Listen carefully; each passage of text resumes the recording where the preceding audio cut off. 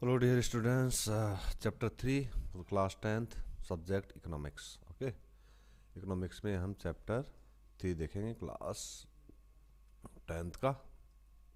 And this chapter is also very important to serve as the very the course, the foundation course for the UPSC civil services.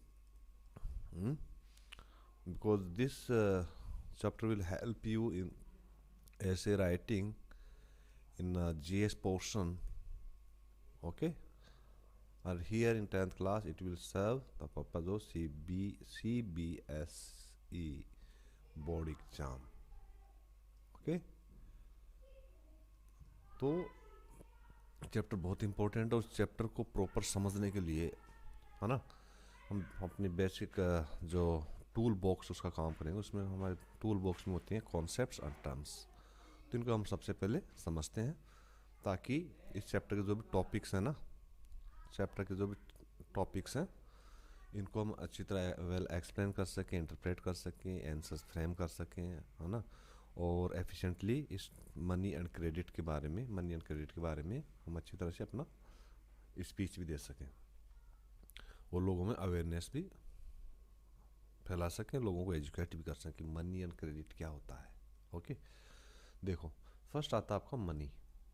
Money क्या होता है? Anything, कुछ भी जो generally acceptable होता है as a means of exchange. Okay, और साथ में क्या होता है, at the same time it acts as measure and store of the value. वो मनी होता है anything which is generally acceptable and which is as means of generally acceptable as a means of exchange, and at the same time it acts as a measure and store of value. Okay, second is barter system. Barter system में क्या होता है? पुराने time में barter system होता था. इसमें क्या होता था? एक्सचेंज ऑफ गुड्स होता था. सामान के बदले सामान देते थे. किसी चावल पैदा कर रहा, कोई गेहूँ पैदा कर रहा है, इसको गेहूँ चाहिए, इसको चावल चाहिए, दोनों एक्सचेंज कर लेते थे. भाई आप गेहूँ ले लो, मुझे चावल दे दो. एक्सचेंज होता था. क्रेडिट. क्रेडिट क्या होता है? लोन को बोलते हैं. आप बैंक से जो भी लोन लेते हो क्रेडिट होता है. क्रेडिट कार्ड का नाम सुना है? Credit card. तो कार्ड एक, उससे जो भी आप पैसा यूज़ करते हो एक तरह का लोन होता है वो, है ना. इसलिए क्रेडिट से क्रेडिट कार्ड बना है. क्रेडिट का मतलब होता है लोन. तो ये किसको रेफर करता है? एक एग्रीमेंट को रेफर करता है. Refers to an agreement in which, जिसमें lender supplies the borrower with money, goods और सर्विसेज. इसमें क्या करता है? जो लेंडर होता है, तो इसमें दो पार्टीज होती हैं. एक लेंडर होती है पार्टी, दूसरा होता है बोरोवर. तो लेंडर क्या करता है कि बोरोवर को मनी, गुड्स, सर्विसेज सप्लाई करता है. और रिटर्न में क्या लेता है उससे? रिटर्न में वो प्रॉमिस लेता है फ्यूचर पेमेंट का. भाई आप एक मनी लो या गुड्स लो, सर्विस लो, मुझे फ्यूचर में इसका पेमेंट करने का वादा दो. ठीक है, ये होता है क्रेडिट. फिर आता है अपना केस रिजर्व रेशियो. बहुत इंपॉर्टेंट ये टॉपिक है. जब मैं बैंक में था, प्रोबेशनरी ऑफिसर था, चेन्नई में पोस्टेड था, तो एक कॉन्फ्रेंस हुआ था. उसमें मैंने इस पे बोला था. उस दिनों में मैं आरबीआई में ग्रेड बी ऑफिसर की तैयारी भी कर रहा था, इंटरव्यू की तैयारी कर रहा था. ठीक है, प्री और मेंस में क्वालिफाई कर लिया था, तो मेरी तैयारी थी. तो मैं जब बोला ना वहाँ पर, इतना डीप मैंने स्टडी कर रखा था, CRR, SLR वगैरह, बैंक रेट वगैरह सारा. तो किस तरह से जो ये इंस्ट्रूमेंट्स हैं, ये आरबीआई के इंस्ट्रूमेंट्स होते हैं. CRR, है ना, cash reserve ratio, SLR, statutory liquidity ratio, bank rates, ये सब क्या होते हैं? ये टूल्स होते हैं. किसके? आरबीआई के टूल्स होते हैं. इस टूल्स के थ्रू क्या करता है आरबीआई? कंट्रोल करता है. क्या करता है? कंट्रोल. कि इंडिया में जितना, मतलब जो मनी लिक्विडिटी जितनी होती है ना, लिक्विडिटी बोले तो कैश मनी जो मार्केट में होती है, लोगों के पास जो होती है, उसको कंट्रोल करता है ये. ठीक है, यदि मान लीजिए ये कब यूज़ करता है? जब बहुत ज़्यादा इन्फ्लेशन बढ़ रहा हो. इन्फ्लेशन बोलते हैं कि राइजिंग स्टेट ऑफ प्राइसेस. जब किसी भी गुड्स की या सर्विसेज की जो प्राइसेस बढ़ रही होती हैं, बढ़ती जाती हैं, है ना, तो वहाँ क्या होता है? वैल्यू, जो मनी का जो वैल्यू होता है वो क्या होता है? घटता है. ठीक है, और जो कॉमोडिटीज होती हैं उनका प्राइस बढ़ता है. ठीक है, तो ऐसे में आरबीआई का स्टेप लेना ज़रूरी हो जाता है। फिर आरबीआई काम करना शुरू करता है, क्योंकि जब वैल्यू कम होने लगता है, जब वो इन्फ्लेशन बढ़ता है, इन्फ्लेशन होता है क्या है, इन्फ्लेशन का मतलब होता है कि स्टेट जहाँ पे the state in which the prices are going up and going up. Okay, बढ़ती जा रही बढ़ती जा रही बढ़ती जा रही है। तो इसका मतलब क्या हुआ, जैसे मान लीजिए एक पेन है, इसकी कीमत 10 रुपये थी इन्फ्लेशन आने से पहले, सपोज कीजिए। अब इसकी प्राइस बढ़ती जा रही है, अब ये पेन फिर 12 का आ रहा है, फिर 14 का आ रहा है, फिर 15 का आ रहा है। तो क्या, पेन की वैल्यू बढ़ती जा रही है और पैसे की वैल्यू घटती जा रही है। तो जो अपना जो करेंसी और डीवैल्यूएशन होना उसका शुरू हो जाता है। ठीक है, तो उसको स्टेबल बनाए रखने के लिए आरबीआई ये इंस्ट्रूमेंट्स काम में लेता है। कभी सीआरआर बढ़ाएगा घटाएगा, कभी एसएलआर बढ़ाएगा घटाएगा, कभी बैंक रेट बढ़ाएगा घटाएगा। ठीक है, इनको मान लीजिए लोन सस्ते करने हैं, लोन सस्ते करने हैं, तो बैंक इन इंस्ट्रूमेंट को अप्लाई करेगा, इनको इनकी रेट को डाउन करेगा, ताकि लोगों में उत्साह बने कि कुछ परचेज करने का, लोन लेके अपना हाउस बनाने का, कार लेने का, लोगों की जो परचेजिंग पावर बढ़े, है ना। तो ये डायरेक्ट जो है आरबीआई अपने इंस्ट्रूमेंट से उसको कवर करता है। तो हम बहुत ज़्यादा डिटेल में यहाँ नहीं जाएंगे, मैंने आपको बेसिक इसका बता दिया है। अब देखते हैं हम करते क्या है इसका, ये सीआरआर होता क्या है। अब देखिए बैंक्स, बैंक्स कौन से, जितने भी आरबीआई के अलावा, आरबीआई तो क्या है, उनका super controlling and regulating authority है। तो जितने भी commercial scheduled non scheduled banks जो इंडिया में हैं, वो बैंक क्या करते हैं, हमेशा always keep some part of the total amount deposited in बैंकों के पास में। मान लीजिए मैं एक एग्जांपल देता हूँ आपको, ये हटाता हूँ मिटा के, अब मैं इसका बहुत बढ़िया तरीके से समझाता हूँ। बहुत प्यारा ये इंस्ट्रूमेंट है यार, इतना ज़बरदस्त है कि आप खुद जब इंडिया में हालात देखोगे मार्केट में, तो आप खुद, आपके खुद की आइडिया आने लगेगा, मगर यार आरबीआई को ये काम करना चाहिए। अब आप समझिए, मान लीजिए एसबीआई है, तो ये कर रहा है, एसबीआई क्या गवर्नमेंट बैंक है, या कोई एक्सिस बैंक ले लीजिए, अब ये प्राइवेट बैंक है। तो इन बैंकों के पास जितनी जो टोटल अमाउंट पब्लिक ने इनको जमा डिपॉजिट की है, ठीक है, उसका 1% जो एक हिस्सा इनको आरबीआई को पास जमा करवाना पड़ता है।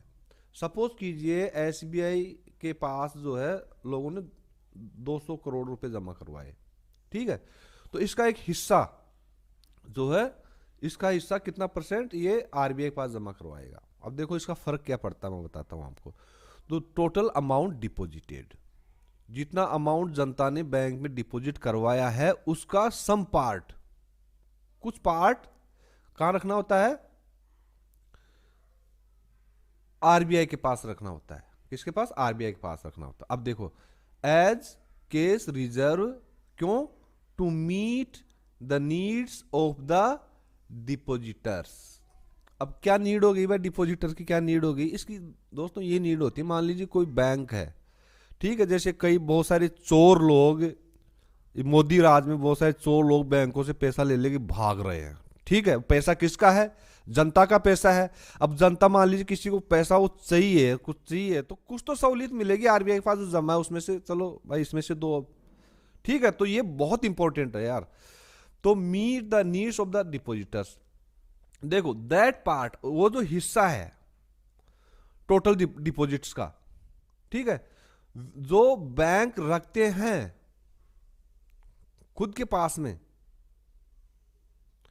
इन द केस, कैश में रखते हैं उसको, वो कहलाता केस रिजर्व रेशियो।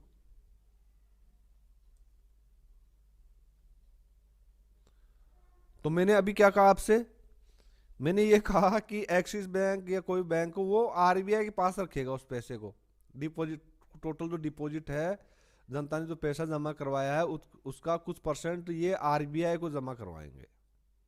मैंने ये कहा ना, ऐसा नहीं है, वो बैंक खुद अपने पास रखते हो रिजर्व रेशियो, ठीक है, खुद अपने पास रखते हैं, वो आरबीआई के पास नहीं रखते। आरबीआई के पास कुछ और रखते हैं, वो इसमें आएगा तो मैं बताऊंगा, नहीं इसमें अलग से मैं बहुत डिटेल में वीडियो करने वाला हूँ आरबीआई की पॉलिसी इस पे कि किस तरह से कंट्रोल करता है। मैं बहुत इतना ऐसा वीडियो बनाऊंगा जो सारा सब कुछ जो है ना, जो आप आईएएस की तैयारी कर रहे हो या सिविलियन हो, आप कुछ जानना चाहते हो, इन्वेस्टर्स हो, उनको सबको क्लियर हो जाएगा। तो सपोज कीजिए तो 200 करोड़ जनता ने एक्सिस बैंक या एसबीआई के पास जमा करवाए, तो इसका कुछ पार्ट बैंक अपने पास रखेंगे in the form of cash, cash के तौर पे रखेंगे, ताकि जो डिपॉजिटर्स हैं उनकी कुछ जो नीड्स हैं वो पूरी हो सके। वो नीड्स होती क्या है, वही ऐसी इमरजेंसी में नीड आती है, जैसे मान लीजिए पैसा को लेके भाग गया, पैसे नहीं है, डिपॉजिटर्स को पैसा चाहिए, उनकी जो एफडी वगैरह फिक्स डिपॉजिट है वो मेच्योर हो गई है, या फिर उनका जो करंट अकाउंट या सेविंग अकाउंट है ना, उनको पैसा चाहिए, तुरंत चाहिए, ब्याह शादी के लिए कोई भी इमरजेंसी आ गई, तो उसमें से फिर बैंक क्या करेगा, अपने रिजर्वेशन निकाल के उनको पैसा देगा। ठीक है, यस। अब आ गया फिफ्थ नंबर का, double coincidence of wants. Double coincidence of wants, इसका क्या मतलब है? इट मींस बोथ पार्टीज, कौन कौन सी parties? Buyer and seller have to agree, इनको एग्री होना होता है टू सेल, बेचने के लिए, एंड बाय, खरीदने के लिए, ईच अदर्स कॉमोडिटीज, एक दूसरे की कॉमोडिटीज को खरीदने के लिए इनको एग्री होना पड़ता है। इसको बोलते हैं डबल कोइंसिडेंस वांट्स। मान लीजिए दो पार्टी है ए और बी, तो इसके पास कॉमोडिटीज मान लीजिए एक्स है, वाई के ए के पास वाई है, तो ये इनमें ये एग्रीमेंट होता है कि भाई ठीक है बी भाई, अपन को एग्री होना है कि भाई तुम जो है मेरा वाई कॉमोडिटी लोगे और मैं तुम्हारा एक्स कॉमोडिटी लूंगा। ठीक है, तो ये इसलिए बोलते हैं डबल कोइंसिडेंस वांट्स। तो ये दोनों पार्टीज हैं। अब आता है formal lender resources. Formal lender resources, ये क्या है? This include those resources which are controlled by the government. ठीक है, तो फॉर्मर लैंडर रिसोर्सेज में वो रिसोर्सेज इंक्लूड हैं जो जिनके ऊपर गवर्नमेंट का कंट्रोल है, which are controlled by the government, they are called formal lender resources. Okay, तो बैंक्स एंड कोऑपरेटिव्स, जो बैंक्स हैं और जो कोऑपरेटिव्स बैंक्स हैं या कोऑपरेटिव सोसाइटीज है, fall into the formal category, क्योंकि जो बैंक्स और कोऑपरेटिव ये सब पे किसका कंट्रोल है? गवर्नमेंट का कंट्रोल है। अब इनफॉर्मल लैंडर रिसोर्सेज, पहले फॉर्मल था, अब आ गया इनफॉर्मल। फॉर्मल में तो कंट्रोल है गवर्नमेंट का। अब इनफॉर्मल में कौन कौन से आते हैं यार, मैं बताता हूँ। बहुत लोग ब्याज में पैसे चलाते हैं 2 रुपया सैकड़ा, 2 रुपया सैकड़ा, 4 रुपया सैकड़ा, 10 रुपया सैकड़ा, तो उन पे गवर्नमेंट का कोई कंट्रोल होता नहीं है, क्योंकि म्यूचुअल होता है, गवर्नमेंट के पास बात पहुंचती नहीं है। तो दी इंक्लूड्स, जो इनफॉर्मल लैंडर रिसोर्सेज क्या इंक्लूड करते हैं? Money landers, traders, relatives, friends. तो आपस में लेन देन कर लेते, भाई पैसा है दे यार, 2 रुपया सैकड़ा ले लेना, चल भाई ठीक है, अपना काम चलाते रहते हैं बेचारे।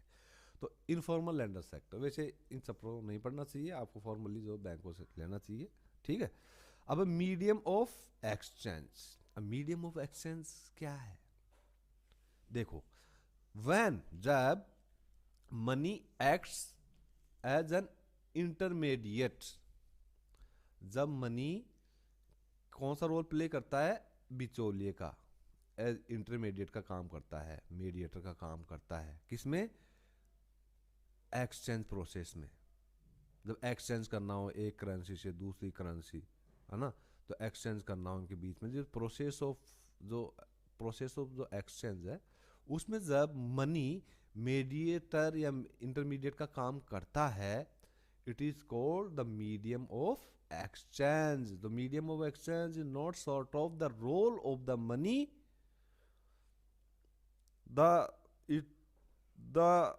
intermediate role of the money which it plays in the process of exchange, that is exchange process. Okay, now we will move ahead and we will see point number 9, which is called the currency. What is currency? It is the modern form of money like paper notes and coins. Okay, पता ही है आपको, 2000 का note, उसमें chip लगा हुआ था उसमें, तो है ना, गोदी मीडिया कहती है उसमें चिप है, चिप है। अभी 2000 का नोट ही गायब हो गया, चिप तो दूर की बात है। कॉइन बड़े यार तमाशा इन गवर्नमेंट है यार, क्या क्या तमाशे करती है ना। तो करेंसी क्या है, मॉडर्न फॉर्म ऑफ मनी है। क्या है, मॉडर्न फॉर्म मनी है, जिसमें क्या क्या है, पेपर नोट्स हैं और कॉइन्स हैं। 10 नंबर पे आ गया चेक। चेक क्या है, चेक एक पेपर है, paper instructing the bank to pay a specific amount from the person's account to person in whose name the cheque has been issued. Simple है यार। चेक क्या है, देखो मैं समझाता हूं। मैं यार लॉ का भी टीचर हूं, तो चेक को मुझसे बेहतर कोई नहीं समझा सकता है कि ये इंस्ट्रूमेंट होता है चेक। ठीक है, ये कह रहा है चेक ये पेपर इंस्ट्रक्टिंग, ठीक है, जिससे इंस्ट्रूमेंट होता है या एक पेपर होता है जिसपे ये इंस्ट्रक्शन होता है, जिसको मैं चेक इश्यू करूंगा। ए बी को चेक देता है, ठीक है, कितने का, 10,000 रुपये का चेक देता है, मान लो 10K का चेक देता है। तो ए जो बी का नाम लिखेगा, पे टू बी, फिर अमाउंट लिखेगा। तो इसमें क्या होता है कि ये जो इसको इश्यू करता है चेक, ए बी को इश्यू करता है, बी क्या करेगा, इसको बैंक में डालेगा। ठीक है, क्योंकि इसका बी का जो है बैंक अकाउंट है, मान लीजिए XYZ बैंक है, उसमें इसका बैंक अकाउंट है बी का। अब क्या करेगा, जो इसका बैंक है XYZ, इसको इसके बिहाफ पे डालेगा, ए के बिहाफ, क्योंकि इसका अकाउंट है ए का, सॉरी बी का अकाउंट है, ये डालेगा इसको ए के बैंक में डालेगा। मान लो ए का जो बैंक है वो है ABCD है, ABC है बैंक है, तो ABC बैंक में कलेक्शन के लिए डालेगा, उसको प्रेजेंट करेगा, presentation of the cheque for the collection यहाँ करेगा। तो ABC क्या करेगा, इसका सिग्नेचर विग्नेचर चेक करेगा वहाँ, ठीक है भाई, ए के सिग्नेचर वेरीफाई करेगा, उसको पेमेंट कर देगा। तो इसके खाते में से इसका जो अकाउंट है ए का ABC में, वो कट जाएगा और पैसा इसके इस खाते में चला जाएगा। बड़ी भैया चेक देना वो नहीं है। यदि चेक आपने दे दिया, बाउंस कर दिया, पार्टी ने केस ठोक दिया, तो section 138 okay, negotiable instruments act 1881 में आपके केस ठुक जाएगा तगड़ा।